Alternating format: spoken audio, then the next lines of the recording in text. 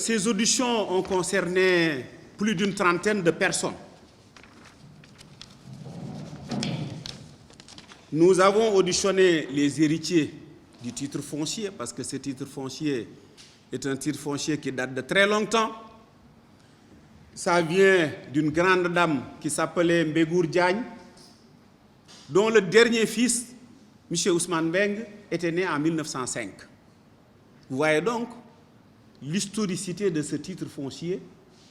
Et ce Mbégour Diagne avait laissé 4 filles plus un garçon. Et chaque famille a eu des ramifications à un degré où les choses étaient difficiles. Mais ils se sont organisés pour que chaque famille mandate une personne que nous avons auditionnée et qui est venue avec la voix de la famille. Donc pour ces héritiers, nous avons auditionné M. Djibril Diar, M. Ibrahim Gueye Tchandoum, M. Yeri Diakhaté, M. Ibrahim Sambou, M. Abim Mbeng, M. Saliou Ndiaye et M. Mas Mbeng. Ça, Nying. Pour les personnes indépendantes et intéressées par le titre, nous avons auditionné Amadou Makhtar Mbaye, qui est le président de Saïm Indépendance, l'holding de Feu Djili Mbaye.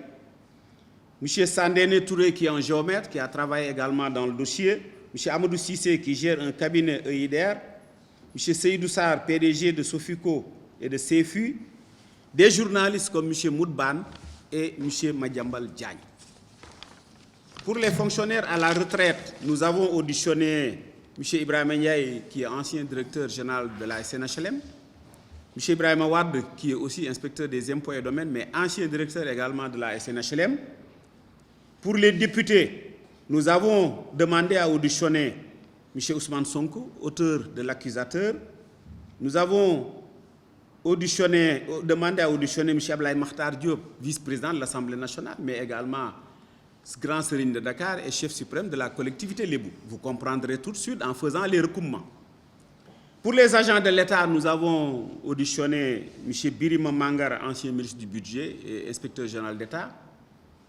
M. le gouverneur Mohamed Fall, ancien gouverneur de Dakar et inspecteur général d'État. Nous avons auditionné M. Moustapha Ba, directeur général du Budget. M. Cheikh Diop, directeur général de la comptabilité publique et du Trésor. M. Cheikh Tidiane Ba, directeur général des impôts et des domaines. M. Bassirou Sambagna, secrétaire général du ministère des Finances et du Budget, à l'époque, oui, qui a migré. M. Mamoudou Kassé, directeur actuel général de la SNHLM. M. Mamour Diallo, directeur des domaines. M. Damfal, coordinateur national de la Direction générale des impôts et domaines, DGID. Maïssa Ndiaye, chef du bureau des domaines de Ngor Almadi, M. Ibrahim Bari, chef du bureau des domaines de Rufisque, M. Ousmane Diouf, conservateur de la propriété foncière de Rufisque. Vous voyez donc que beaucoup de gens ont été auditionnés. Mais ce que nous avons remarqué, c'est que de toutes ces personnes qui ont été convoquées, elles ont toutes répondu à l'invitation et ont bien collaboré avec la commission à l'exception du député Ousmane Sonko et le gérant du cabinet ad Mercolex, Ismaïla Ba,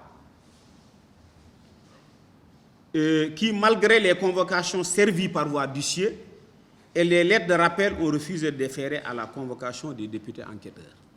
Personnellement, en tant que rapporteur, je voudrais vraiment saluer le travail et la rigueur qui a guidé les travaux de cette commission. Et en termes de méthodologie, je reviendrai juste sur le fait que l'objet de ce point de presse, c'est vraiment de nous conforter sur la méthodologie qu'on avait retenue dès le départ, de communiquer par voie de presse. Et donc, nous avons fait 2 communiqués, et ce 3e point de presse est, je pense, le 3e communiqué que nous faisons pour les travaux de cette commission d'enquête parlementaire sur l'affaire dite des 94 milliards.